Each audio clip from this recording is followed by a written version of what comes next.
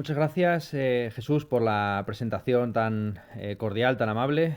Tengo la sensación de que he sido invitado a esta actividad, a este curso, no tanto como profesor de estética, que es la especialidad en la que yo doy clase en la universidad, ni tampoco como doctorado en epistemología y ontología, que es lo que trata mi tesis de realismo postcontinental, ni siquiera como youtuber, sino como narrador. Y en la medida en que Bueno, bien, nos narrador. conocemos, nos conocemos un poco por... Yo desde luego empecé a leerte por esa vía, por tus novelas, muchas de las cuales tratan en un futuro lejanísimo. Entendí que la invitación era una invitación, era un guiño entre narradores, entre filósofos barra escritores. Así que la estructura de esta charla, de esta lección o de esta clase, va a ser narrativa. Lo que voy a contarles es una historia de un futuro que ahora mismo está haciendo presente, que es la historia de cómo me he preparado esta charla. Ah, Cuando... perdona que ahora que lo mencionas, la verdad, se me ha olvidado en la presentación decir que además de los ensayos, pues también estás sacando, no sé si ya está completa o no, una trilogía Ujú. filosófica basada en los diálogos de Platón. Sí, Así que ahora justo ahora te en digo, unas semanas se publica la segunda entrega, Perictione o de la Libertad, que trata pues sobre este asunto de la libertad vinculado con el amor, inspirado en el banquete, y es algo que desde luego tiene muchísimo que ver con el futuro, ¿no? Entonces, cuando Jesús me invitó a este curso, La filosofía del futuro y el futuro de la filosofía, yo la verdad es que al comienzo me alarmé un poco, porque no era la primera vez que alguien se ponía en contacto para hablar conmigo, o para que yo hablase, mejor dicho, sobre el tema del futuro. Hace unos meses se me acercó un estudiante en la Universidad Autónoma de Madrid porque quería hacer una tesis doctoral sobre el futuro. Yo que por principio procuro dirigir el menor número posible de tesis porque me considero bastante nulo para la función de dirección, orden, mando y soy más de dejar hacer a los demás casi a la manera liberal de la laissez-faire, pues me alarmé aún más si cabe entonces porque yo tenía la sensación de que sobre el futuro nunca había hablado. Hasta el punto me alarmé que miré a mi alrededor por si acaso mi ordenador se había convertido en una bola de cristal y en vez de llevar un corte de pelo normal, pues tenía enrollado un turbante en la cabeza a la manera de adivino. No se había producido ninguna de esas transformaciones, salvo por el estudiante que tenía una cara así como de interés, estaba ávido de ver cuál era mi respuesta. Yo intentando escaquearme, pues le dije a las claras lo que pienso, que sobre el futuro no tengo ni idea, que no tengo el placer de conocer a esa señora llamada futuro, pero él insistió en que sí, que yo sabía mucho sobre el futuro, como decía Jesús, que yo era un representante de la filosofía del futuro, que yo venía como el de Neutrex Futura, efectivamente, a limpiar el presente desde el futuro. Y entonces yo decidí cerrar los ojos y como un adivino, después de un minuto de silencio, soltar la frase de lo único que te puedo decir con total seguridad sobre el futuro es que no voy a dirigirte la tesis. Y se cumplió perfectamente. Cumplí ahí mi papel de futurólogo con un acierto del 100% en esa predicción. Cuando Jesús me invitó a este curso, yo tuve la misma sensación de alarma. Eh, Dios mío, ¿me habré convertido acaso en un adivino? Entonces volví a mirar mi escritorio para ver si mi ordenador se había convertido en una bola de cristal. Volví a mirarme en el espejo para ver si había un turbante enrollado sobre mi cabeza. Y me di cuenta de que no era un adivino, lo cual significaba que era algo muchísimo peor, un filósofo. Claro, yo un filósofo, además un filósofo del futuro. Cuando sobre la filosofía tengo conciencia de saber menos que sobre el futuro incluso. Pero esto, por lo poco que sé de la filosofía, que es prácticamente nada, entiendo que más que alejarme de ella, me aproxima a ella, si no estoy equivocado, y la filosofía tiene que ver con la conciencia de la ignorancia, de nuestros propios sesgos y limitaciones. Lo más interesante de la filosofía es que cuanto más sabe uno de filosofía, menos sabe lo que es filosofía. Para todas las personas con estudios superiores que hayan pasado por el suplicio, por el triclinium de la carrera, la asignatura de filosofía en el bachillerato, pues la filosofía es algo clarísimo, es una lista de autores que hay que aprenderse de memoria, pero claro, los que hemos profundizado un poco más, hemos abierto los libros de esos autores, pues nos damos cuenta de que la relación o el punto de contacto que hay entre muchos de ellos es finísimo.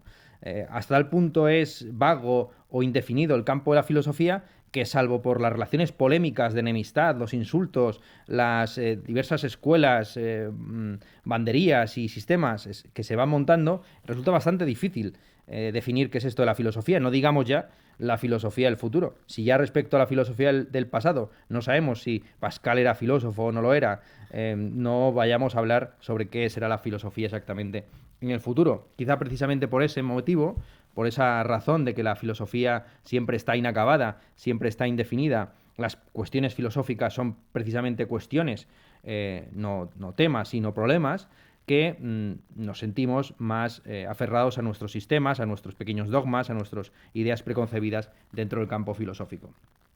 Así que yo no podía darle a Jesús la misma respuesta que le di al estudiante predoctoral, no podía cerrar los ojos y después de un largo silencio decir, lo único que sé del futuro es que yo no voy a participar en tu curso. Así que decidí darle un título para esta charla, un título vago, ambiguo, que sabía que no se iba a cumplir, la filosofía ante la extinción humana. Digo, bueno, ojalá aconteciera la extinción humana antes del curso y así yo me vería liberado de la carga de tener que prepararme esta charla.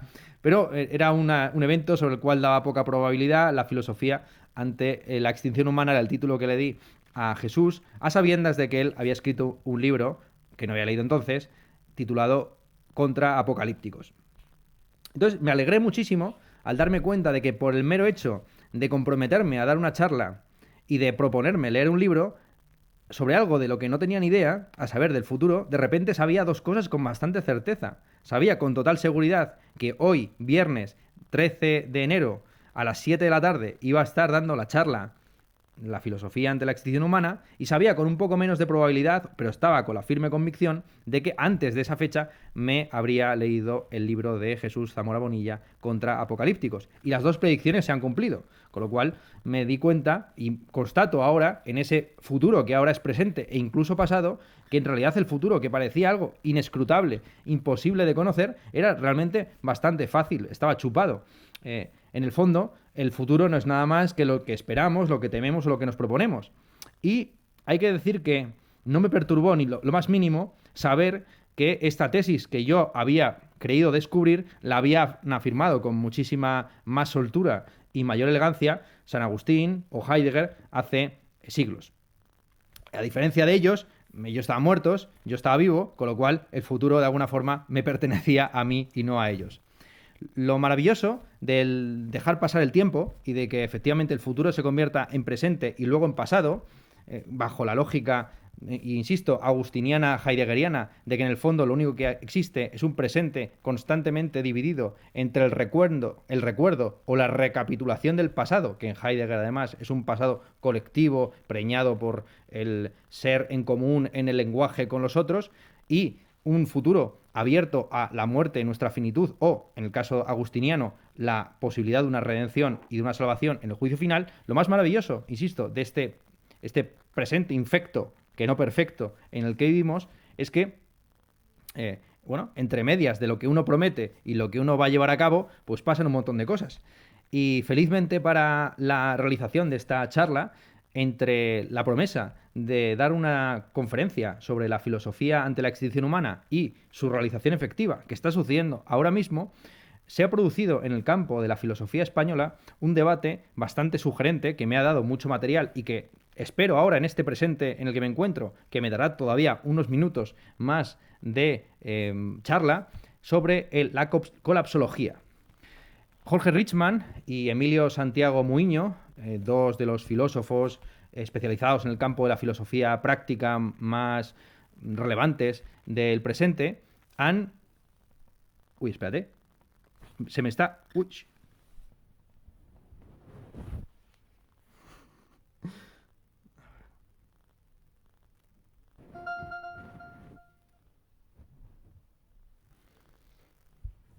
Entrando a la reunión. Pido disculpas, de verdad que no estaba guionizado, que justo cuando me pusiera a hablar sobre la colapsología, colapsara la aplicación en la que me encontraba. Pero bueno. Ha sido totalmente un accidente, como probablemente sea la extinción de la especie humana. No sucederá como un complot, sino como precisamente un accidente. No será algo esencial, sino accidental, que decían los viejos escolásticos. Entonces, como decía, entre medias de la promesa y su cumplimiento o incumplimiento, se ha producido un debate en el campo de la filosofía práctica en España sobre la colapsología.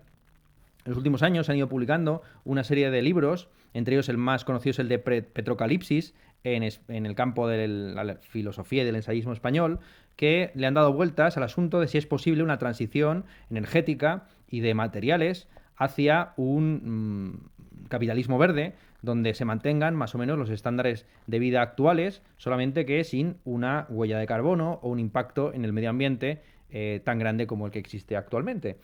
En este debate sobre la colapsología, pues hay dos bandos, como siempre. El bando de los llamados colapsólogos, que evidentemente no aceptan ese término, aunque constantemente llevan hablando ya 30 o 40 años de colapso, ajustando sus predicciones casi como una secta con sesgo de confirmación, que ve que el hecho de que se aproxime el fin, pero el fin no se cumpla, es un motivo de más para creer en la inevitabilidad de dicho fin, que no para de posponerse. En el bando de los colapsólogos, el cabecilla el que, en fin, en torno al cual todos se aglutinan y que ha hecho de hecho la defensa de su propia posición, es Jorge Richman, profesor de mi propia universidad, fue profesor mío y es un poeta y a la vez ensayista muy importante en este campo. Ha escrito medio centenar prácticamente de libros defendiendo lo que él llama el ecologismo descalzo y un veganismo de la pobreza como medidas prácticas, sobre todo individuales de tipo ético, contra el cambio climático, el agotamiento de los recursos, entendiendo que es insostenible incluso un modo de vida expansivo o consumista como el presente sea con fundamentos presuntamente ecologistas o verdes. La propuesta de Jorge Richman, como ya digo, articulada desde un punto de vista ético con fuertes raíces en la filosofía oriental y también en una recuperación ecologista y vegana de Epicuro, consiste en entender que sin autocontención, es decir, sin poner freno a la hibris humana, pues no es posible una vida sostenible en el planeta Tierra. Evidentemente, Jorge Richman lleva diciendo construyendo este mensaje desde hace mucho tiempo. Su pentalogía de la autocontención se publicó en los años 2000, pero él tiene su tesis doctoral, si no recuerdo mal, fue sobre la fundación del Partido Verde en Alemania, un texto que escribió, si no dirigido por Paco Fernández Buey, sí en el ámbito de esa izquierda catalana que desde los años 60-70, con la dirección de Manuel Sacristán, empezó a orientarse más allá del horizonte de redención material ofrecido por el marxismo tradicional. Recordemos ahí ese análisis, esa propuesta de Manuel Sacristán en esos años 70-80, que entendía que ante tres conflictos o amenazas, la amenaza de la guerra nuclear, la amenaza del agotamiento de los recursos y la amenaza sí, principalmente esas dos amenazas, lo que había que hacer era apostar por un contexto, un horizonte de emancipación que no buscara una utopía donde todos los conflictos quedasen reconciliados, sino que entendiera que esos conflictos iban a surgir una y otra vez y que por lo tanto no era posible un cambio de la sociedad si no había un cambio previo del ser humano. Por supuesto, además, recordemos que Manuel Sacristán estuvo muy vinculado, él y su señora, al origen de los debates feministas en España, con lo cual él planteaba que sin una previa transformación del ser humano, más allá de ese homo possessivus, ese homo economicus que intenta maximizar sus rendimientos y sus posibilidades y sus intereses, no era posible un proyecto socialista sostenible. Jorge Richman se hace cargo, por supuesto, de esa autocrítica del prometeísmo marxista-leninista y lo que propone, insisto, desde los años 90, en la línea de la poliética de Paco Fernández Buey, es que efectivamente tiene que haber primero una transformación desde la base, ética o moral, partiendo de una cierta prudencia, de una recuperación de las virtudes aristotélicas, pero también, insisto, de un cierto hedonismo no expansivo, recuperando el sentido de esa palabra en la filosofía epicúrea. Y frente a esta posición que ya asume de antemano que será necesario no solamente el decrecentismo, de crecer en el plano material o económico, sino también ajustar los intereses y los valores y la conducta individual a ese nuevo expectativa, a ese nuevo marco en el que el ser humano ya no estará buscando el progreso y la expansión constante. Frente a ese modelo, frente a esa propuesta pesimista hasta cierto punto, prudente, que da por sentado que el colapso es inevitable y que de lo que se trata es de minimizar sus efectos en el presente y en el futuro, tenemos la propuesta encabezada en España por Emilio Santiago Muiño de darle la vuelta a la tortilla y poner el énfasis no tanto en la ética o en la poliética, sino en la política. Emilio Santiago Muiño se hizo conocido en fin, ha tenido bastante impacto en los últimos años, sobre todo por un libro que publicó sobre el llamado Green New Deal, una propuesta política que fue tomada como, en fin, promesa electoral estrella por uno de los partidos de la nueva izquierda española, que frente, insisto, a este pesimismo casi neofranciscano del hermanamiento con la naturaleza y por lo tanto de autocontención de la hibris humana, pues apostaba por una política populista que hiciera que el miedo cambiara de mando. Claro, evidentemente, Jorge Richman y los que le siguen, que se apuntan a la Piara de Epicuro, la famosa Piara de Epicurea, pues entienden que la política del miedo debería incluso incrementarse. Es decir, que estamos siendo incluso demasiado optimistas. Hablan ellos incluso de la agnatología, es decir, de la ignorancia estratégica que nos permite seguir consumiendo recursos y energía como si no hubiera mañana. Y frente a esa perspectiva, la de Emilio Santiago Muiño y la del entorno, en fin, de esta propuesta del Green New Deal es apostar por un neokeynesianismo que efectivamente se apunte a la Agenda 2030 o 2050 y que haga que el miedo cambie de bando, construyendo una política populista que inevitablemente se tiene que articular a partir de la lógica amigo-enemigo, como siempre sucede en política, con unas expectativas que no pueden ser sino optimistas, ¿no? Recuperar la sonrisa, bueno, una serie de eslóganes que en España hemos conocido y de los cuales estamos un poco incluso cansados por su machaque durante la última década. Bien, entonces, este era el contexto de debate acerca de la colapsología, sí. Los populistas acusaban a los llamados colapsólogos de exagerar el agotamiento de los recursos, de exagerar la contaminación del medio ambiente, para empezar, de regalarle a la extrema derecha o a la alternativa política pues la posibilidad de construcción de un futuro alternativo. Mientras que, por el contrario, los así llamados colapsólogos echaban en cara a los populistas la instrumentalización electoral de lo que ellos consideraban que debía ser primero un movimiento de base, el tecno-utopismo socialdemócrata que en última instancia conduce a la traición, a la hipocresía, a todo este tipo de asuntos. En fin, ese era el contexto de debate que se fue articulando, para mí, de una manera muy feliz durante los últimos días o semanas, permitiéndome acaparar un par de minutos de mi charla, como se está viendo y como ya se ha visto en ese pasado que entonces era futuro. Entonces, mientras sucedía este debate sobre la colapsología, pues yo andaba leyendo el libro de Jesús contra Apocalípticos y tenía la sensación de que Jesús estaba en otro plano totalmente distinto de este debate. Y de hecho, sería interesante preguntarles a Jorge Richman y a Emilio Santiago Muiño qué piensan del libro que escribe Jesús, precisamente poniendo solfa pues estas propuestas del animalismo, el poshumanismo y el ecologismo. Sobre todo a ellos les toca bastante por el tema animalista y el tema ecologista. ¿Qué me encontré en el libro de Jesús? Bueno, que todas estas especulaciones sobre el colapso, pues eran un poco, en fin, predicciones a futuro sostenidas en el aire.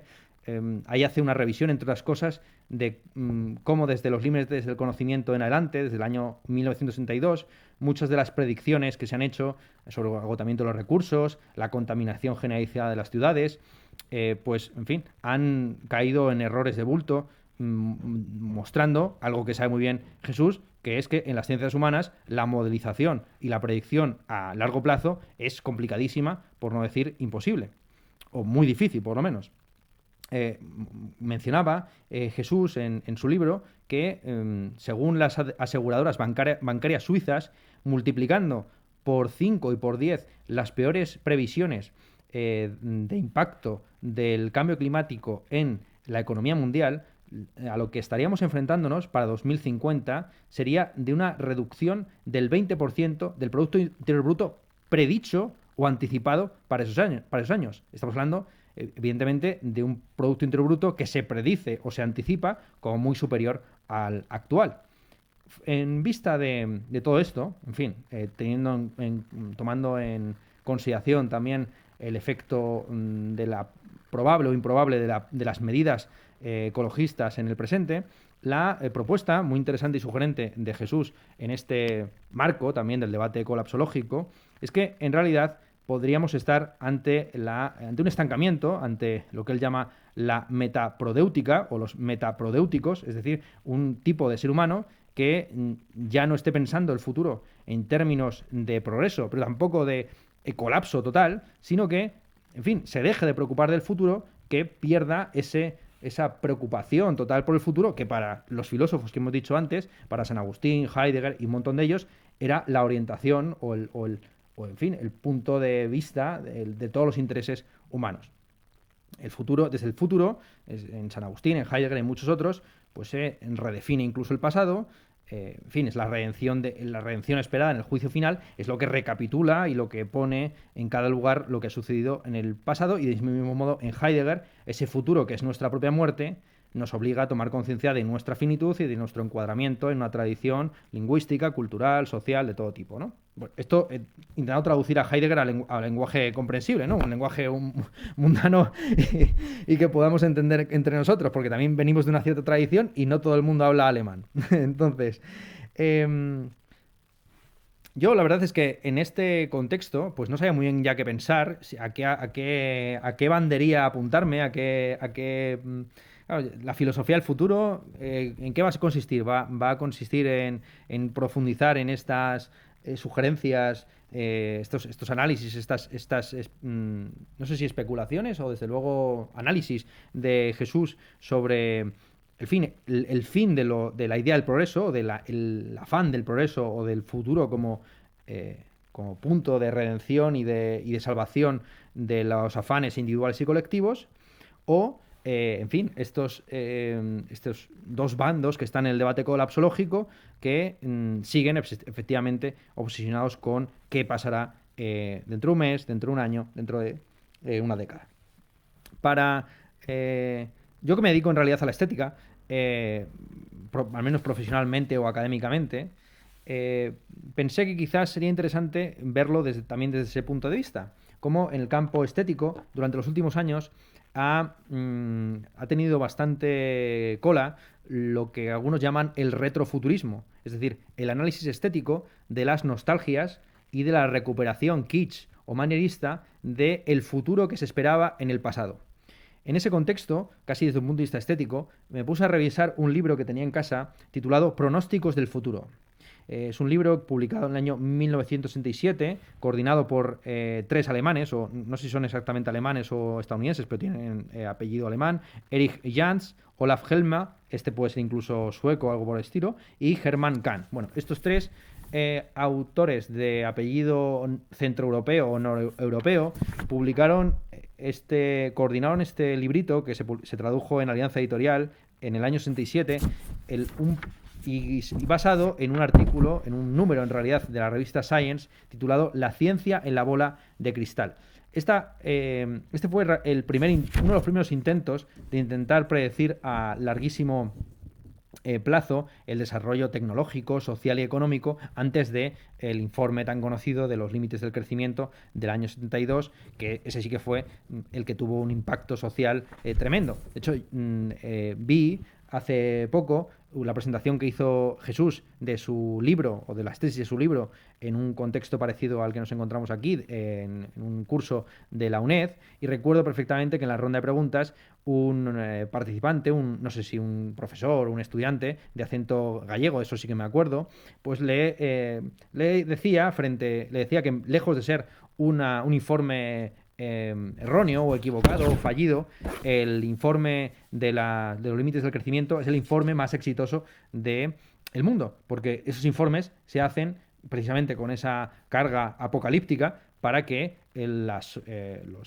sociedades, los estados, las organizaciones internacionales tomen iniciativas para impedir que ese futuro se cumpla. Aquí quizás sería interesante recordar una distinción lanzada en el campo de la filosofía española por Gustavo Bueno entre la utopía y el pensamiento Alicia.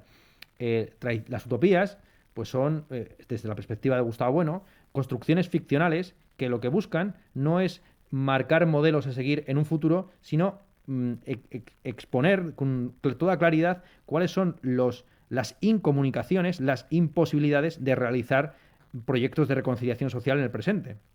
La utopía no se hace para poner un modelo de lo que podría ser factible y se puede realizar en el presente, sino aquello que justamente debería realizarse, pero no se está realizando, ni siquiera quizás se puede realizar. De ahí el tema de que sean utopías, ¿no? Que sean espacios a los que no se puede acceder, bien porque no hay un plan ni un modelo para llegar a ellos, bien porque están situados en un pasado ya perdido, una edad de oro a la que nunca se regresará. Frente a esa idea de la utopía como idea crítica, idea límite, que pone coto a lo que es factible en el presente, el pensamiento Alicia sería aquel que ya daría el mundo por reconciliado, que pensaría que la historia ha terminado, que la democracia o el feminismo o el ecologismo o el animalismo es la última palabra de la humanidad en términos políticos, éticos y morales, y que ya a partir de ahora pues no habría que entrar a gobernar a las personas, sino simplemente gestionar las cosas. Esta idea también que está en Fukuyama del fin de la historia y la superación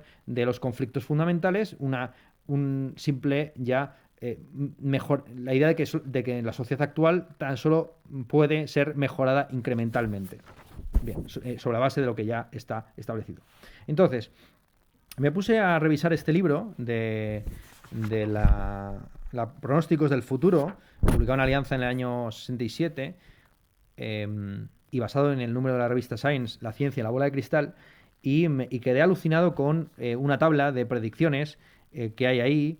Ellos utilizaban en época en la corporación RAND lo que llamaban el método Delfos, que era algo así como una tormenta de ideas, donde iban poniendo las predicciones en un rango de años posibles, y realmente algunas son tremendas. Hay que reconocerles que de las 20 primeras profecías, porque a partir de la 21 ya empiezan a lanzar predicciones de comunicación con extraterrestres y uso de la telepatía y cosas de este tipo que ellos mismos daban como probable que no se pudieran producir nunca. De las primeras 20 predicciones, 9 de ellas se han cumplido de manera más o menos precisa o exacta. Pero claro, las que no se cumplen son las que nos llaman más la atención y las que producen más una risa más o menos sardónica, ¿no? Pues alguna de ellas, por ejemplo, la idea de que podría haber una traducción automática entre idiomas y que esta traducción automática se realizaría entre el año 68 y el año 75. Claro, para Google Translator y tecnologías parecidas, pues todavía faltaron unos cuantos años y Google Translator funciona muy bien dentro de un cierto espectro de lenguas. Si no, prueben ustedes a traducir un texto del español al chino y luego hacer la traducción inversa. Ya verán lo creativo que se ha puesto el traductor en el Lost in Translation. Otras predicciones que realizaban, por ejemplo, la idea de que se produciría un alargamiento de la vida de más de 50 años entre el año 1984 y 2022. Lo que estamos viendo es que en realidad la esperanza de vida humana pues, va creciendo poquito a poquito, pero no ha dado un salto de 50 años desde los años 60. Y por último, las dos predicciones que, vistas desde el año 23, pues realmente provocan entre llanto y risa, era la unificación de la relatividad y la cuántica entre el año 75 y el 92. O sea, sabemos que eso va para largo. De hecho, una de las sugerencias de Jesús en su libro y en la presentación del mismo en la UNED era que esta unificación pues probablemente nunca se produzca, o si se produce no será esa esperada y anhelada teoría del todo, que con unas ecuaciones muy simples y muy básicas podrían explicar todos los niveles emergentes, desde el quark hasta el funcionamiento de un partido político. Y por último, la última predicción que, vista desde el presente, pues da un poco repelús. Ellos predecían que entre el año 82 y el 2000 habría una inmunización bioquímica general frente a enfermedades víricas y bacterianas. Aquí ya no hace falta ni siquiera pues, hacer comentarios. Claro, lo más interesante también de este libro es que muchas veces, aparte de los errores o de las predicciones fallidas, es que muchas veces predecían para el futuro cosas que ya habían sucedido. Entonces, hay una predicción que es cuándo se creará un sistema de control de natalidad eficaz.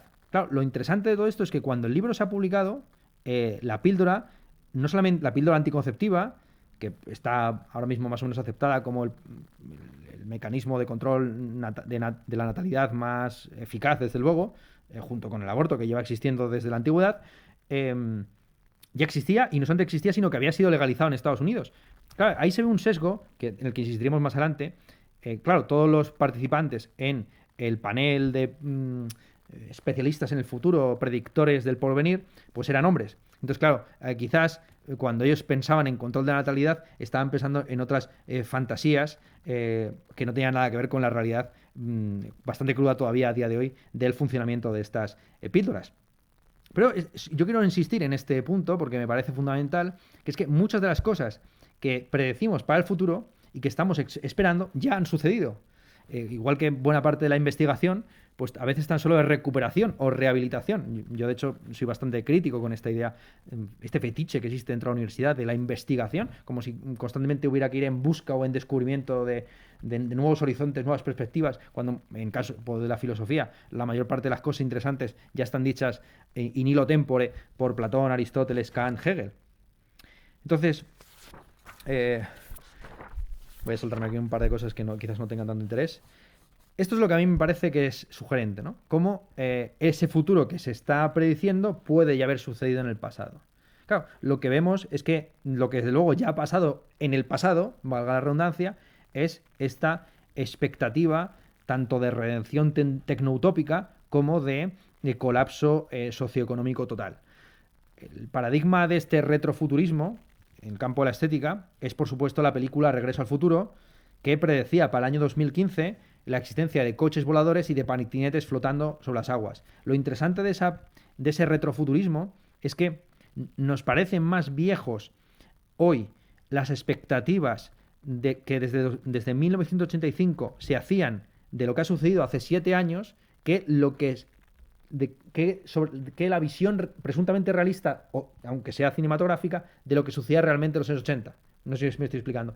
Nos parece más viejo la expectativa que tenían los años 80 sobre los 2000 que lo que sucedió efectivamente en los años 80. Ha envejecido más rápido la expectativa y el pronóstico del futuro que el pasado desde el cual se realizaba dicho pronóstico. Está más cargado de sesgos, está más troquelado con los prejuicios de la época, lo que se preveía para el futuro, que lo que efectivamente estaba sucediendo en el pasado. Lo cual más o menos reafirma esta sugerencia mía de que si hay filosofía del futuro, que es aparentemente, me acabo de dar cuenta ahora, para lo que me han invitado, eso ya es algo que ya efectivamente ha sucedido. La filosofía del futuro, ¿dónde está? En el pasado. La filosofía del futuro está en el pasado. De hecho, voy a meter una pequeña cuña publicitaria, efectivamente. Quizá no fui invitado como narrador, estoy incumpliendo las expectativas que había sobre mí, sino como efectivamente autor de esta tesis doctoral sobre el realismo postcontinental, que es como llamo yo, a la corriente de filosofía contemporánea, que yo no cifro como filosofía del futuro, sino más bien como filosofía del presente reciente o del pasado reciente.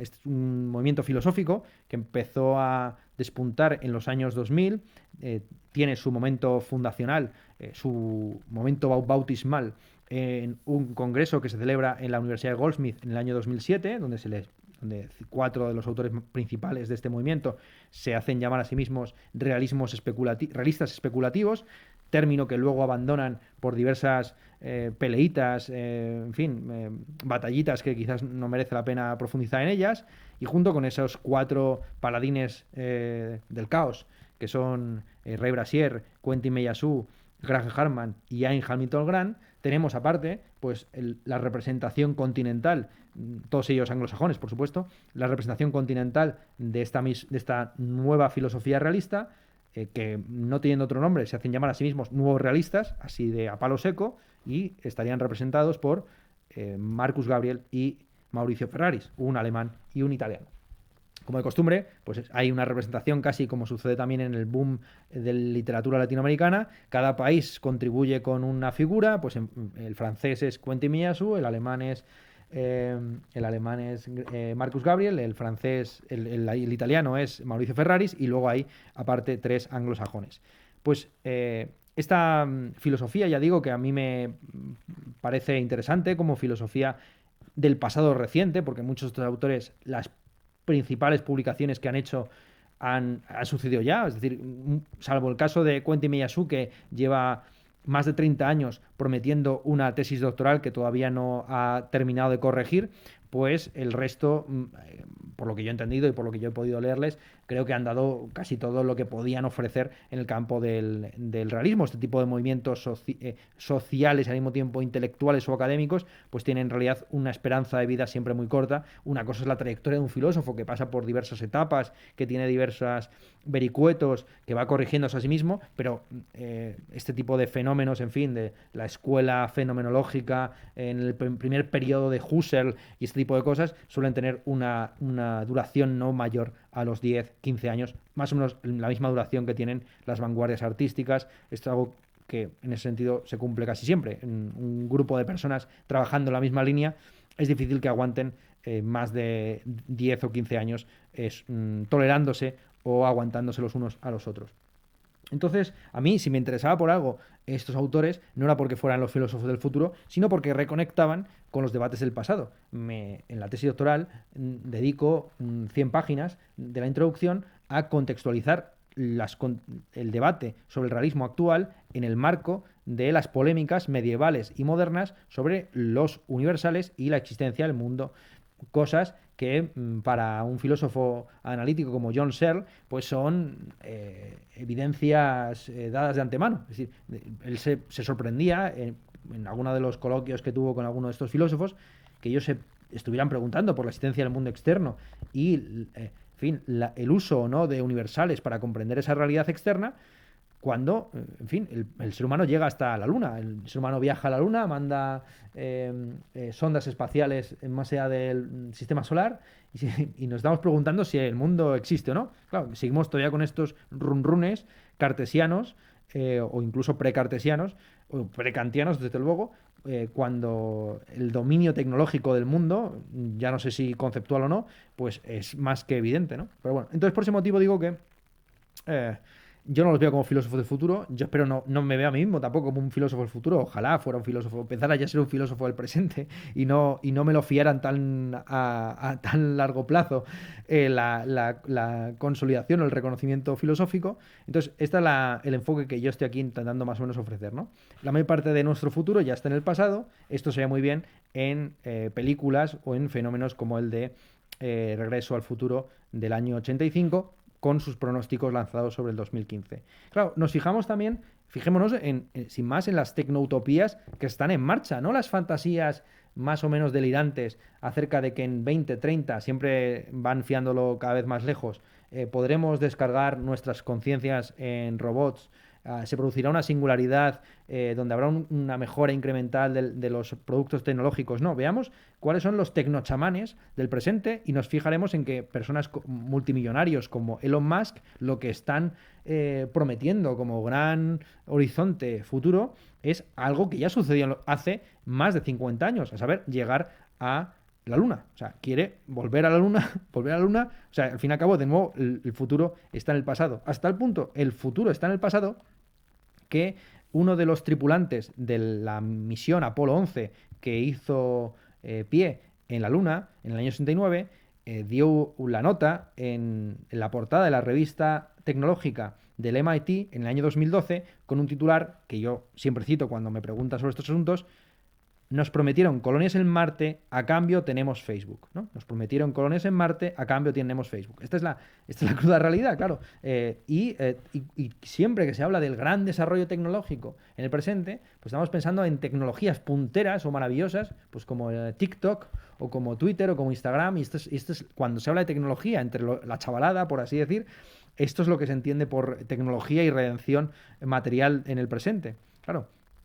nos hemos encontrado en un contexto como el actual, donde la tecnología puntera que ha permitido frenar de alguna forma la transmisión del el virus del COVID, de la COVID-19 en sus primeros meses, era una tecnología tan puntera como un trozo de papel sobre la cara. Entonces, al final, yo vuelvo a esta idea de que el futuro ya está en el pasado.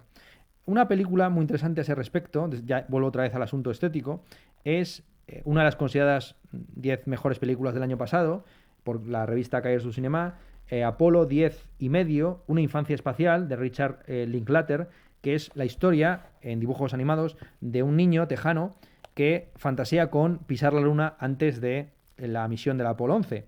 La película es maravillosa porque recrea un poco en la línea de la nostalgia contemporánea, del retrofuturismo contemporáneo, de ese gusto por lo que sucedió hace 20, 30, 40 años. Recrea muy bien todo el ambiente cultural de los años 80 que rodeaba, sobre todo en Houston, a la promesa o la profecía de Kennedy de pisar la luna antes de terminar la década de los 60.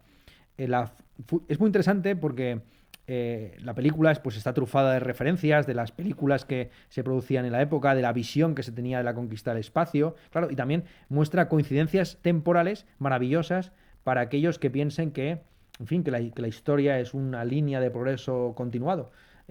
Para que se hagan la idea, la 2001 Odisea en el espacio se estrenó un día antes de que mataran a Martin Luther King. Y en la televisión pública había debates que luego han quedado más o menos silenciados sobre el malgasto, así se veía en ciertos colectivos, de dinero en llegar hasta una piedra desangelada que ni siquiera se podía minar en época, ahora se promete que sí que se va a poder minar incluso, cuando había problemas sociales tan fuertes como el movimiento de los derechos civiles en Estados Unidos. Incluso había una comparación que a mí me parecía fascinante, que aparecía en esta película y que por lo tanto supongo que fue un debate que se produjo realmente en Estados Unidos en los años 60, de ciertos colectivos afroamericanos que comparaban la conquista, no la conquista, sino más bien el alunizaje en la Luna, con el descubrimiento y colonización de América por parte de los españoles. Mostraban, mediante esta comparación, que efectivamente pues, hay ciertos progresos que están acompañados que todo progreso está acompañado de cierto retroceso. Al mismo tiempo que España descubría y colonizaba América, pues imponía en la península una inquisición que impedía, en fin, que uno pudiera acceder a un cargo mínimo, incluso vivir sobre el territorio nacional, en caso de que fuera hijo de moriscos o de judíos, ¿no? Entonces, él decía lo mismo, que la comparación de los colectivos afroamericanos era que en Estados Unidos estaba produciendo lo mismo. Estados Unidos tenía su inquisición, se llamaba Vietnam, ¿no? Entonces, al mismo tiempo que somos capaces de llegar a la Luna, pero no somos capaces de reducir nuestro gasto en armamento militar, meternos hasta las trancas en la Guerra Fría o mantener los prejuicios y los sesgos raciales en Estados Unidos. Es más fácil llegar hasta otro planeta o hasta otro satélite que cambiar los prejuicios sociales de tu vecino de al lado.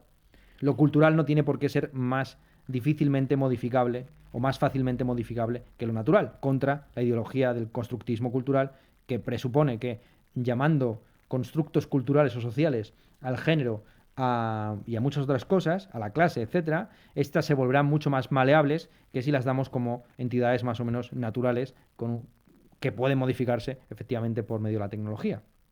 Lo que más nos interesa de la película esta de Apolo 10 y medio, una infancia espacial, es en ella aparece una abuela materna que cree en todo tipo de teorías de conspiración, incluida que el presidente Kennedy no ha sido asesinado, sino que sobrevive en una isla privada regentada por Aristóteles Onassis, el hombre más rico del momento. Y entre esas teorías conspiranoias, la abuelita afirma lo siguiente, ante unos niños, ante unos nietos totalmente asustados. Dice la abuela, sosteniendo un libro en la mano: la sobrepoblación está ahogando al planeta y en unos años habremos pasado el punto de no retorno. Los científicos dicen que la Tierra no puede técnicamente mantener más de 3.500 millones de personas. Y en algún punto de los años 70, las cadenas de alimentación van simplemente a colapsar para la mayoría de los habitantes del mundo, lo que conducirá a guerras, hambrunas masivas. Bien, el libro que sostiene en la mano esta bolita conspiranoica es La bomba P de Paul Ehrlich, un neomalthusiano que se hizo célebre en el año 68 publicando este libro, donde se sostenía justamente eso, que el planeta Tierra no podía sostener más de 3 billones a la manera estadounidense, 3.500 millones a la manera española de habitantes en el planeta Tierra, y que en los años 70 u 80 pues iba a haber un colapso civilizatorio por sobrepoblación. Ehrlich, aparte de ser muy conocido por esta predicción que él ha ido ajustando conforme han ido pasando los años, porque este hombre, como todo especialista, se ha ido labrando una carrera, no por sus aciertos, sino por sus errores, y le llaman cada vez que tiene que, en fin, ajustar un poco más la última predicción. Ehrlich, sobre todo, es muy conocido por una apuesta que hizo en los años 80 con un economista, Julian Simon, quien le retó a apostar $1.000, a invertir $1.000 en las materias primas no controladas por el gobierno. Evidentemente, el economista, pues, confiando en la mano invisible del mercado, confiaba en que, con independencia de cuál fueran las materias primas que eligiera Ehrlich, estas bajarían de precio a largo plazo. Ehrlich eligió el cobre, el cromo, el níquel, el estaño y el tungsteno, y la apuesta se hizo a 10 años, empezando en septiembre del 80, y a 10 años, de una manera sorprendente para muchos de estos colapsólogos, pues el economista ganó arrolladoramente. O sea, de las 5 materias primas, ninguna subió de precio, todas bajaron de hecho de precio, ninguna incluso se mantuvo. O sea, podía haber elegido cualquier otra, pero eligió 5 que pensaba que iban a ser muchísimo más escasas y por tanto mucho más caras hacia el año 90. Al contrario, todas ellas bajaron de precio, ¿no? Esta ha sido tomada por algunos optimistas anarcocapitalistas como una apuesta crucial, como casi como un experimento en crucis popperiano que demuestra, en fin, la superioridad de la economía de mercado en la gestión de recursos futuros, etcétera, ¿no? En cuanto a la población, que es en lo que Ehrlich era especialista, no tanto en el tema de los recursos, él se ha ido, ya digo que ha ido matizando y reafirmándose en ciertos aspectos, hasta el punto que, bueno, ha ido aprobando o apoyando ciertas medidas, como la política del hijo único, y la última afirmación que realizó el año pasado era que lo máximo que puede sostener con una calidad de vida notable como la actual europea o estadounidense, el planeta Tierra, pues sería una población entre 2.000 y 4.000 millones de habitantes. O sea, 2 billones o 4 billones de habitantes a la manera estadounidense. Claro, cuando se empiezan estos juegos de entre 2 y 4, entre 6 y 10, lo que fuera, a mí me recuerda todo a la famosa paradoja de la mera edición de Derek Parfit, donde Derek Parfit muestra la conclusión intuitiva, pero al mismo tiempo aberrante, de que comparando uno a uno diversos escenarios de calidad de población y de cantidad de población, parece intuitivamente, pero también aberrantemente, que es mejor un contexto en el que viva más gente con menor calidad de vida que un contexto en el que viva menos gente con mayor calidad de vida. Y esto, aparte de remitirme a esta paradoja de la mera edición de Derek Parfit, me recuerda también, pues, en fin, todos los debates que se remontan a la antigüedad sobre si la vida merece la pena tout court, si el hecho de vivir un año más, un día más, o el hecho incluso de estar vivo, ya es un bien o es algo estrictamente neutral, algo que los estoicos llamarían indiferente. Para algunos, incluidos los estoicos, la vida no es ni un bien ni un mal, sino que es la condición de posibilidad de todo bien y de todo mal. Cuando estamos muertos, también desde la perspectiva epicúrea, no somos, y por lo tanto la muerte no puede ser para nosotros un mal absoluto. Lo que en todo caso puede ser penoso, pues es el proceso de la muerte o, en fin, la vida que contrafácticamente nos hubiera gustado llevar en esos años o en esos meses o en esos días que ya estamos muertos. Evidentemente, Epicuro señala la paradoja de que tengamos miedo o que nos parezca un mal los años que contrafácticamente hemos perdido cuando no tenemos esa misma expectativa, esa misma angustia hacia el pasado. Hemos pasado miles de millones de años sin existir y pasaremos miles de millones de años sin existir, ¿no? Podríamos haber nacido en el medievo o en el Renacimiento o al lado de Immanuel Kant, pero hemos nacido pues en este contexto, en estos años y vivimos, o sea, nuestra vida es un una especie de paréntesis efímero, limitado, entre un infinito, entre una muerte anterior, infinita, en el que hemos estado muertos, técnicamente muertos, durante años, durante milenios, durante siglos, y luego vendrá otra muerte, que aparentemente esa sí que nos preocupa bastante, que también durará de manera indefinida. Bien, entonces, claro, para muchos la vida, pues ya digo que no es ni un bien ni un mal. La vida, pues es la condición de posibilidad de todo bien y de todo mal, pero hay otros que efectivamente piensan que la vida es una carga, que es un castigo, pues estas tesis clásicas de que el pecado del hombre es haber nacido y su redención es pues, morir cuanto antes, pues esas visiones pesimistas o suicidas o nihilistas que se encuentran en multitud de autores y que no hace falta ni siquiera citar porque están todos a pie de boca, a pie de calle. Vale. Cuando yo era pequeño, el miedo que nos metieron el cuerpo ya no era el miedo este de Ehrlich, de la sobrepoblación, porque se fue viendo conforme avanzaron las últimas décadas del siglo XX que la población humana se iba a establecer en torno a los 10 billones, 10.000 millones de habitantes y que en fin, con mayor o menor calidad de vida el planeta podría mantener mal que bien a esa población, sino que el asunto fundamental empezó a ser el cambio climático, ¿no? La película en ese sentido fundamental fue una verdad incómoda, todos la reconocemos, como el presidente impectore Al Gore, a quien George Bush supuestamente robó las elecciones, se elevaba en una tijera mecánica para indicar el nivel de CO2 acumulado en la atmósfera. Por cierto, un pequeño paréntesis, revisar esa película y todos los debates que había en torno a la época sobre el presunto fraude electoral de George Bush a Al Gore nos vuelve a demostrar cómo el futuro está en el pasado. Es decir, ya los demócratas entonces estaban impugnando a un vencedor de facto de unas elecciones democráticamente celebradas como fraudulento. Ya estaban cuestionando aquello que les parece intolerable de los trampianos o de la alt-right actual, que es lanzar noticias falsas y sembrar la desconfianza respecto al sistema democrático. Bueno, entonces Al Gore estaba ahí subido en esa tijera mecánica, mostrando lo que llaman la curva de palo de hockey, pues lanzando contra toda la humanidad y para también los que éramos unos niños entonces, pues un miedo terrible de que el mundo se iba a acabar.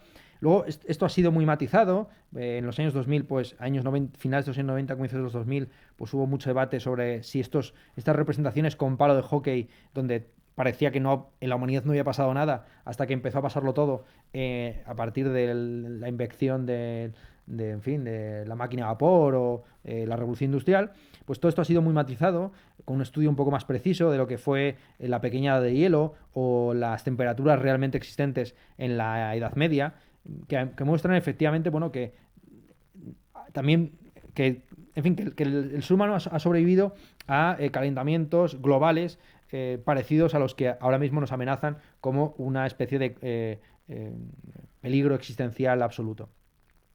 Para poner una cierta nota también de colonial a estos debates tan eurocéntricos muchas veces sobre la pérdida de calidad de vida, el colapso global, el ascenso de los mares y todo este asunto, es interesante, recomiendo bastante, la lectura de un libro de crónicas escrita por un periodista argentino, Martín Caparrós, que en los años en los que más debatía sobre estos asuntos, en los años 2000, 2005, si no recuerdo mal, era la fecha en la que escribió este libro, hizo un viaje por el mundo a los países del tercer mundo donde el impacto de tanto del cambio climático como de las medidas de preservación de la naturaleza era más fuerte. Así, por ejemplo, pues hizo un viaje a comunidades campesinas en el interior del Amazonas o a no sé qué región del Pacífico que en 10 o 15 años estaría bajo el mar. Y claro, vio que la mayor parte de los habitantes de esas regiones sí tenían cierta preocupación por el cambio climático, por los problemas ecológicos, sobre todo porque estaban empezando a recibir bastantes subvenciones para transformar sus modos de vida y había una cierta resistencia cultural, al mismo tiempo que un oportunismo económico en todos los fondos internacionales que iban dirigidos a estas comunidades, pero en realidad su principal preocupación, más allá del asunto de que su isla podría quedar bajo el mar, era el hambre. de hecho, Martín Caparrós ya en ese libro, Contra el Cambio, anticipaba el que ha sido su gran éxito de ventas y de crítica y traducido a 1000 idiomas, El hambre, donde lo que hace es mostrar efectivamente que los problemas del futuro no son muy distintos de los problemas del presente. Que existe ahora mismo un problema de alimentación a nivel global que seguirá existiendo probablemente dentro de 10 o 15 años, a pesar de que lo que nos digan, insisto, muchos de las proyecciones más optimistas acerca de la erradicación de la pobreza, el hambre, etcétera, ¿no? Igual que no se ha erradicado la guerra o no se ha vacunado bioquímicamente al ser humano de manera generalizada para cualquier epidemia vírica o bacteriológica, como predecían los alemanes o europeos en los años 60, pues es bastante complicado que desaparezcan estos fenómenos casi que acompañan a la especie humana. Sobre todo el asunto, yo creo que de la guerra es bastante significativo. Entonces, yo, para ir acercándome hacia el final, lejos de ver como algo negativo, pues en fin, toda esta pelea de todos estos pronósticos que no se cumplen o que ya pasados 20 años dan risa, la verdad es que agradezco el miedo que nos metieron en el cuerpo cuando éramos pequeños, porque yo sinceramente pensaba que para 2020 todos íbamos a estar muertos. Y el hecho de que sigamos vivos, pues me llena no solamente esperanzas, sino que me hace disfrutar cada día como si fuera el último. Y así ya he hecho yo mía, pues esa sentencia latina, ars longa vita brevis. Y intento vivir como si fuera a morir mañana y estudiar como si fuera a vivir para siempre. Y lo que me preocupa, en todo caso, de muchos de estos colapsólogos, de estos filósofos que se las dan de filósofos del futuro porque creen estar tratando los grandes temas del porvenir, que será la extinción de la especie humana, muchos de ellos creo que se han tomado tan en serio sus propios pronósticos que le han dado la vuelta a este sintagma latino y ya no creen que el arte sea largo y la vida breve, sino al revés. Parece muchos de ellos que están estudiando como si fueran a morir mañana y vivir como si fueran a existir para siempre. Y así se empeñan pues en imponerse primero a sí mismos y luego a los demás pues unos consumos mínimos de recursos, dosificando su gasto de petróleo, su impacto, su huella de carbono, etcétera, y escribiendo, no obstante, artículos, libros, textos, cuyo valor es un valor casi mensual. Son ensayos que leídos con 2 años, pues de repente todas las cifras están cambiadas, todos los pronósticos están retrasados 5 o 10 años. En fin, a mí me ha ido interesando cada vez más estas contradicciones performativas que se resumen de nuevo latinamente en el festina lente. Vísteme despacio que tengo prisa. En este caso al revés, ¿no? Vísteme rápido que quiero ir despacio, ¿no? La idea de hay que frenar cuanto antes, cuanto más rápido posible el aceleramiento de nuestros sistemas productivos. Hay que ir en avión cuanto antes a no sé qué cumbre contra el cambio climático para prohibir los viajes en avión. Entonces, una especie como de paradoja performativa, muy analizada por los anarquistas en sus debates con los marxistas, donde se pretende, por la vía del Estado, destruir el Estado, ¿no? Se pretende, por la vía del consumo de recursos, acabar con el consumo de recursos, ¿no? Entonces hay una paradoja ahí que resulta muy interesante y que sobre todo se visibilizó en los últimos años pues con todo el debate tan populista en torno a la figura de Greta Thunberg. Y aquí ya cerramos con una pequeña nota, si me permiten, pues feminista o decolonial. Hay 2 libros que se han publicado en los últimos meses en la editorial Anagrama, uno de ellos lo tengo aquí, sobre la libertad, de Maggie Nelson, que resultan bastante interesantes para ofrecer otra perspectiva sobre este asunto. El otro libro es el de Paul B. Preciado, Dysphoria Mundi. Estos 2 libros, el de Maggie Nelson en concreto, pues lo que quieren es cambiar el marco en el que se debate actualmente sobre el fin del mundo, la extinción humana, etcétera, ¿no?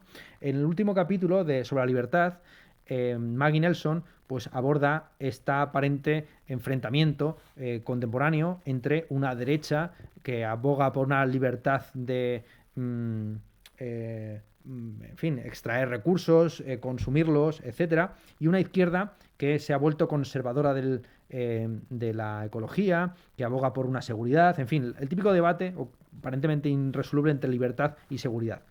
A su vez, Paul B. Preciado ya quiere ir más allá de estas categorías pensando que quizás el fin del mundo ya ha acontecido. Es decir, que hace mucho tiempo que los marcos epistemológicos y sociológicos de lo que él llama, a ver si me acuerdo de la palabra porque es larguísima, el capitalismo fármaco-pornográfico petrosexo-racial, pues todo esto ya está en un colapso total, ya decirlo cuesta un montón, imagínate mantenerlo materialmente, ¿no? Entonces, la propuesta de Maggie Nelson y también en parte la de Paul B. Preciado es que en vez superemos estas dicotomías entre la libertad y la seguridad, entre la igualdad y la libertad y todo este tipo de cosas, y estudiemos en la línea un poco de Epicuro, esta idea de que el colapso ya ha sucedido, ¿no? De que ya estábamos muertos, de que la extinción humana es algo que ya ha sucedido, que igual que el ser humano estuvo sin existir durante miles de millones de años y no por ello es una tragedia, también estará miles de millones de años sin existir, ¿no? De hecho, uno de estos filósofos, considerados generosamente por Jesús como filósofos del futuro, Ray Brasier, uno de estos realistas postcontinentales, en su libro Nihil desencadenado, intenta conectar a Epicuro con Nietzsche y justamente pues valorar este asunto de la extinción humana como algo que ya ha sucedido, ¿no? Igual que a nivel individual ya estuvimos muertos, a nivel colectivo, a nivel de especie, pues ya estuvimos extintos. Antes de empezar a existir, podríamos teorizar sobre una extinción a priori y una extinción, si se quiere, a posteriori, o aparte ante y ex post facto. Bien, y este colapso que ya ha sucedido es un colapso que siempre es parcial, porque van desapareciendo. Claro, que es la extinción de la especie humana, es la extinción de la extinción del ser humano, es la extinción del Homo sapiens sapiens, o es la extinción de de toda la rama de los Homo, es la extinción de todos los primates superiores que en algún momento pueden llegar a tener niveles de conciencia, desarrollo institucional y tecnológico como nosotros. ¿En qué consiste exactamente esta extinción de lo humano? Claro, hay que definir lo humano, lo cual es un trabajo ya de antropología filosófica, cultural y material dificilísimo, ¿no? Dificilísimo. Pero lo que sí que conocemos y lo que sí hemos visto ha sido colapsos parciales de ciertos tipos de seres humanos. O sea, y aquí es donde un libro, donde me dio la clave, este libro de Svetlana Alexievich, la premio Nobel de origen ucraniano, pero que ahora vive en Alemania porque ha sido exiliada a raíz de la guerra de su ciudad natal, Minsk, en Bielorrusia. Bueno, no ciudad natal, sino la ciudad en la que se creció y la que vivió hasta el exilio, El fin del Homo Sovieticus. En este libro, Svetlana Alexievich, la premio Nobel de 2016, lo que hace es estudiar cómo efectivamente hemos asistido desde los años 90 en adelante, a la extinción de un tipo de ser humano. Es más, a la extinción de lo que se vendía como el nuevo hombre. El nuevo hombre, el hombre por venir, el hombre socialista y soviético, ya es algo del pasado, ¿no? También es algo que se nos queda atrás en el pasado. Y lo que muestra Svetlana Alexievich es que efectivamente los muertos que vuestra merced mata gozan de muy buena salud, que este Homo Sovieticus se resiste a morir ahí, y que regresa pues con los rostros totalmente extrañísimos, como es este nuevo fascismo imperialista o autoritarismo imperialista que hemos visto crecer en el este, bajo la égida de Vladimir Putin. Entonces por aquí iría un poco la sugerencia final mía, ¿no? Que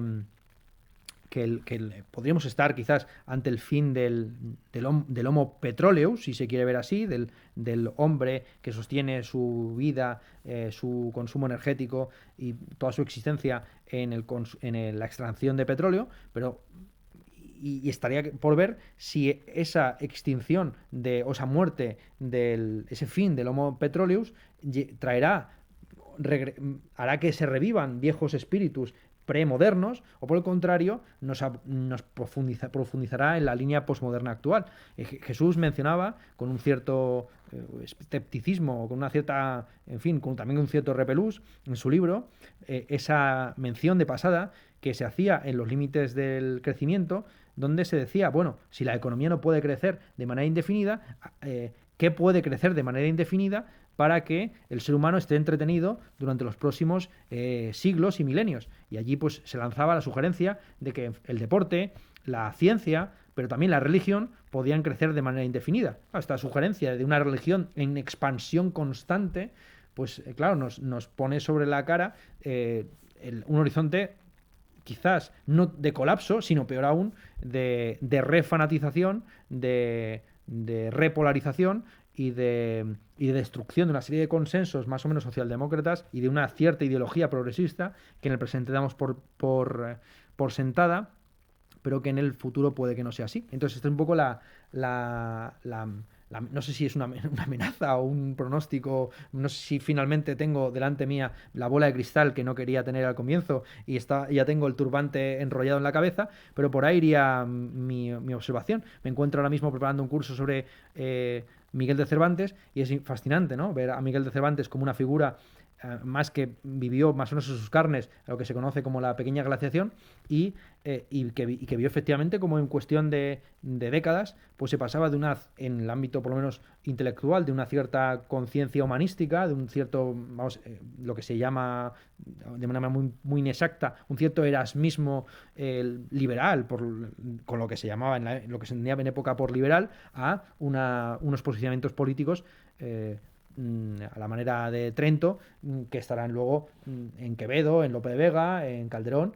Entonces, bueno, el futuro quizás está en el pasado y quizás precisamente porque está en el pasado, porque sí que va a haber futuro, no queramos estar en él nosotros. Y con eso, pues nada, les devuelvo la palabra. Muchas gracias.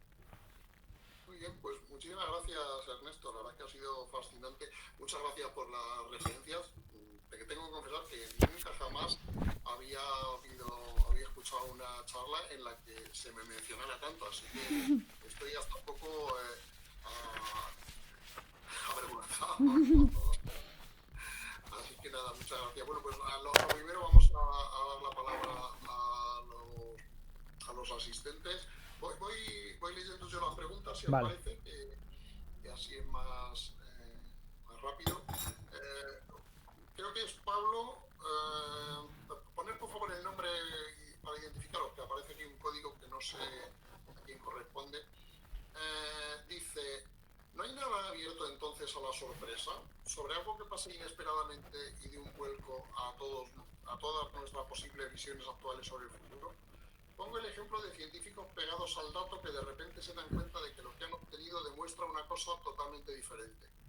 Posiblemente mucho más importante que la cosa a la que estaba dedicada esa investigación. Sí, sí, sí. De hecho, esta idea mía, ¿no?, de que el futuro ya está en el pasado y que a veces es una cuestión de atención, de poner el foco en determinado fenómeno que haya pasado desapercibido, pues le da esa importancia casi empirista a lo que está dado. El pasado es justamente lo que está dado, es el datum, es esa cosa factual que está ahí que ya no podemos obviar. Pues se ha producido la Revolución Francesa o la caída de la Unión Soviética o no sé, y este tipo de muertos o de fenómenos que ya damos en fin, por superados y que no nos preocupan, pues de repente siguen dando que hablar. Y justamente nos damos cuenta de eso en filosofía, que hay muchas veces que pensamos en que determinado temática o autor o asunto ya está incluso en filosofía, ya digo, porque claro, pensamos siempre en el descubrimiento como algo propio de las ciencias naturales, pero bueno, hay descubrimientos en las ciencias formales que en principio deberían ser un campo muchísimo más acotado porque está jugando ahí aunque bueno, de esto no me quiero meter porque estando ante un catedrático de filosofía de la ciencia siempre es peligroso, pero vamos. Entonces, pero desde luego también sucede en el campo de la filosofía. Cuando uno revisa, es increíble, ¿no? Agarrarse a los debates, por ejemplo, entre analíticos y dialécticos, el número que se hizo en Revista Occidente, no sé, en el año 74, si no recuerdo mal, donde intervinieron todos los filósofos más importantes de entonces, lo que se entendía que iba a ser la filosofía en democracia, ya se estaba previniendo, evidentemente, que Franco no iba a durar mucho más, y se veía que se pensaba que la filosofía española en los años 70, finales de los 70, comienzos de los 80, iba a estar dominada por la filosofía de la ciencia, como fue más o menos, de hecho, hasta el 80 y algo, pero lo que no se preveía, por ejemplo, no se preveía ni se veía venir, es la importancia que cobró, por ejemplo, la ética, que ahora es casi, digamos, desde un punto de vista estrictamente profesional, la mitad de la docencia en secundaria, ¿no? Entonces, y por lo que se está peleando en las calles todo el rato cuando se habla de que la filosofía desaparece y se pierde y no sé qué, no se está hablando de que se va a perder la noseología o la epistemología o la ontología o cosas de este tipo, que ya se dan por amortizadas, que se consideran que son res nullia, o sea, es una cosa que está ahí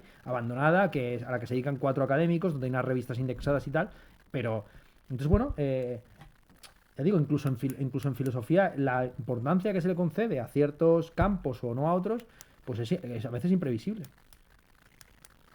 Sí.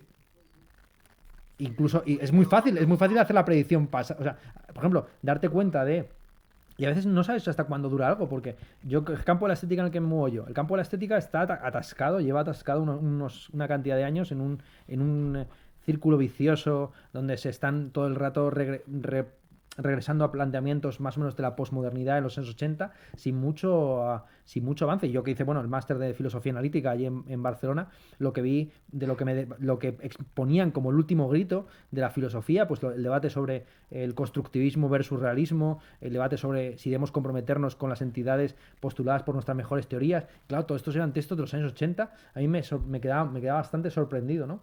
Frente en fin, la pujanza de textos sobre temas aparentemente antiquísimos como la guerra justa, el problema del doble efecto, en fin, todos estos asuntos que habían sido tratados por los escolásticos, ¿no? Entonces, bueno, ni siquiera en filosofía podemos dar por descontado que haya sorpresas, elementos imprevisibles, pero todo ello muchas veces está ya dado, o sea, muchas veces son debates que están en Santo Tomás o en Occam o en Judith Butler incluso. Bueno, es un salto temporal considerable de Occam a Butler, Sí. pero bueno. Bueno, leo otra pregunta. Dice, buenas tardes Ernesto, soy Joan, doctorando en filosofía. ¿En qué momento de la historia de la filosofía crees que se origina la preocupación por el futuro bajo las coordenadas de angustia con la que experimentamos en la actualidad? Bajo las coordenadas de angustia con la que la experimentamos en la actualidad. A partir del final del idealismo alemán.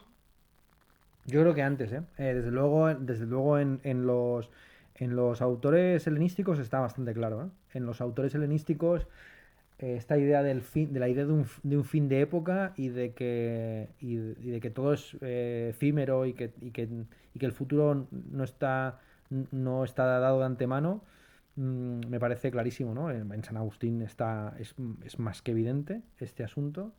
En los padres de la iglesia también. En los padres de la iglesia hay un pasaje muy famoso que comenta San Agustín de San Pablo que dice que no hay que quedarse fijado en las minucias del presente ni tampoco en el miedo a lo por venir, sino que hay que pegarse a la promesa realizada en el pasado que se cumplirá en el futuro, ¿no? Y que hay que mantener las virtudes en el presente.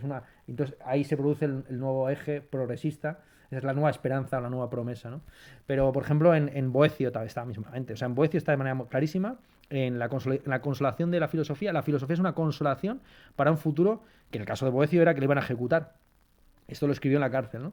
Y ahí ya se ve claramente que, sí, y muchos autores ya también en la Edad Media, pues incluso que se yo, Abelardo, cuando cuenta la historia de sus calamidades, lo que está haciendo una recapitulación de su pasado en vista a un futuro que para él es tremendo, que es que le van a expulsar de la orden, que van a hacerle todo tipo de perrerías por su relación con Eloísa. Y luego también en el propio Rousseau, cuando hace sus confesiones, que están inacabadas, las confesiones las realiza en el momento en que está exiliado en Gran Bretaña, en casa de David Hume, pensando que David Hume es un espía al servicio de lo que él llama la secta holbeckiana, los materialistas e incluso los jesuitas que le han cogido ojeriza. Y todo el libro es un libro más o menos aburrido hasta el final, que es todo una cabalgada de expulsiones, de persecuciones, de quemas de sus libros, etcétera, ¿no? Entonces, claro, Rousseau, ¿no? Cuando se habla, por ejemplo, ya en Rousseau, por eso cuando muchas veces hablamos de en qué momento, en qué época, es que en todas las épocas ha habido siempre cenizos. Entonces, Rousseau, que es un autor del canon ilustrado, y si la ilustración se entiende como el contexto filosófico histórico, es cierto que en cada época hay una tendencia dominante, pero dentro de esa tendencia dominante también a veces aparecen grandes movimientos, por así decir, contrahegemónicos. La figura de Rousseau para mí es en el caso de la ilustración es la más significativa. Sí, yo creo que esas dos figuras son fundamentales para estos temas, ¿no? Boecio y Rousseau. Pues una pregunta más, dice Miguel, ¿qué paradigmas puede traer para el futuro invenciones como ChatGPT para la educación y el conocimiento? Aquí hay que sacar ya la bola de cristal. Sí, bueno, ChatGPT, esto ha tenido en fin, ha habido mucho debate sobre que los alumnos van a poder copiar ahora pues las respuestas de ChatGPT como si no hubiera antes el rincón del vago o los apuntes de toda la vida, etcétera, ¿no? hacía mucho tiempo que los sistemas de evaluación sostenidos sobre la memoria y sobre la repetición y incluso en fin, las evaluaciones de facultades creativas, escriturales y demás, pues han perdido vigencia, ¿no? Y yo al final, hace mucho tiempo, ¿no? Que yo lo di por sentado que los profesores no estamos, por suerte, por desgracia, evaluando contenidos, sino personas. O sea, en el fondo estamos poniendo la nota a una persona que ha hecho un esfuerzo, que ha mejorado o empeorado a lo largo del año, que ha mostrado un interés o desinterés hacia la asignatura, que tiene unas capacidades que ha maximizado o minimizado durante el cuatrimestre que le tienes delante, y ya está. Lo que no. Porque todo lo demás es absurdo pensar que uno está poniendo una nota a un trabajo determinado. Si yo tuviera que puntuar los trabajos de mis alumnos conforme un criterio objetivo de lo que está bien o está mal en filosofía, para empezar es que no lo tengo. Para empezar es que no lo tengo, que incluso la interpretación más loca o delirante, salvo cosas que ya son de risa, pero incluso hay absurdos que ya en fin, por unión de los opuestos se convierten en genialidades, y hay trabajos que no sabes tú muy bien si son un 0 o son un 10, ¿no? Entonces, en fin, es muy complicado. Yo ya diría yo que, pero no por ChatGPT, que esto es lo de menos. Lo que desde luego sigue siendo para mí una clave, una piedra de toque total, es la oralidad. O sea, la oralidad no se puede fingir. Un alumno puede ser más o menos tímido, puede escribir mejor de lo que habla, lo cual suele ser muy raro. Incluso en un contexto actual donde se habla mucho de, en fin, como los jóvenes pues ya no practican el bello arte de la retórica y están corrompidos por las aplicaciones de chat en directo, y por lo tanto ya no saben ni escribir. Pues sí, tienen erratas y demás como las que teníamos nosotros en nuestra época. Como yo afortunadamente sigo, se dice de mí que soy un filósofo futuro, pues sigo todavía yo viendo a mí mismo como un estudiante, y yo tengo fresco, efectivamente, pues cómo se copiaba en mi época, en fin, que esto da igual. Y afortunadamente estamos en carreras vocacionales donde el que copia se está haciendo un mal a sí mismo. La diferencia fundamental, decía Catalina, entre el escritor y el gobernante es que el escritor escribe sobre un material muy dúctil y que tan solo afecta a sí mismo, que es el papel, mientras que el gobernante escribe las leyes sobre la piel de sus súbditos. Entonces, claro, todavía aprueba a alguien medicina o se saca el MIR sin tener ni idea de operar, pues, o un arquitecto no sabe cómo funcionan los materiales, se caen los edificios, muere la gente. Un filósofo, bueno, un licenciado en filosofía que no sepa nada de Aristóteles, ni de Platón, ni de Sócrates, pues tampoco sabía mucho de esos Wittgenstein, y eso no le obstó para ser el filósofo analítico más importante del siglo XX. Entonces, claro, también lo que estamos dando en clase eh, claro, lo que estamos dando en clase a saber lo que es. Entonces, ya está. Yo es que tengo una visión tan sui generis de la utilidad o no de lo que hacemos en la universidad o en la educación, que, que ChatGPT es mi último problema. Bueno, esto me ha recordado un artículo tuyo que leí hace no mucho, que era algo así como la filosofía es invento del franquismo o algo así. Sí, este es un artículo ya hace años. De hecho, ese texto me generó una polémica con Carlos Fernández Liria. Era un texto sobre eso, mostraba simplemente eso como la asignatura de secundaria es un invento del franquismo. Hasta la época de Franco no existía una asignatura autónoma de filosofía, entendida como ancilla teóloga, por supuesto, como súbdita de la teología, pero con no sé si eran 4 horas a la semana de filosofía. Bueno, pasamos a otras preguntas. Dicen, de cara al futuro, ¿no da la sensación de que todo lo que no sea crecimiento económico implica un intento de imponer una planificación? ¿Sería abogar por el crecimiento económico hacer apología de la improvisación?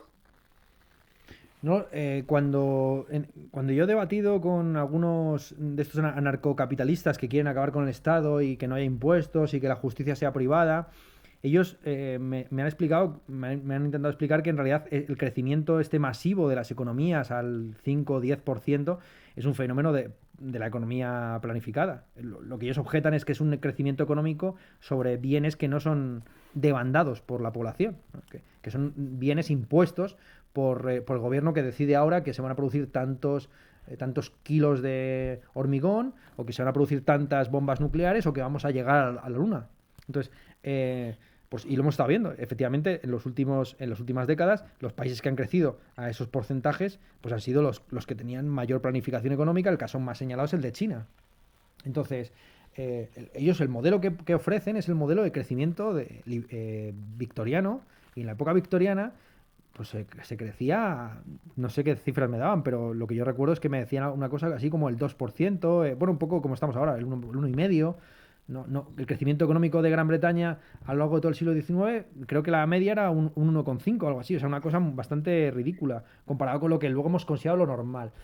Entonces, mm, claro, cuando pensamos efectivamente que el decrecimiento tiene que ir de la mano del Estado, caemos en estas paradojas de qué es lo que mide el Producto Interior Bruto realmente, y volvemos a caer en esto del festín al ente, ¿no? De movilizar la economía para, o sea, de incrementar la economía para hacer decrecer la economía. Como esta paradoja de que los medios están en contra de los fines, de que hay que reindustrializarse para desindustrializarse, ¿no?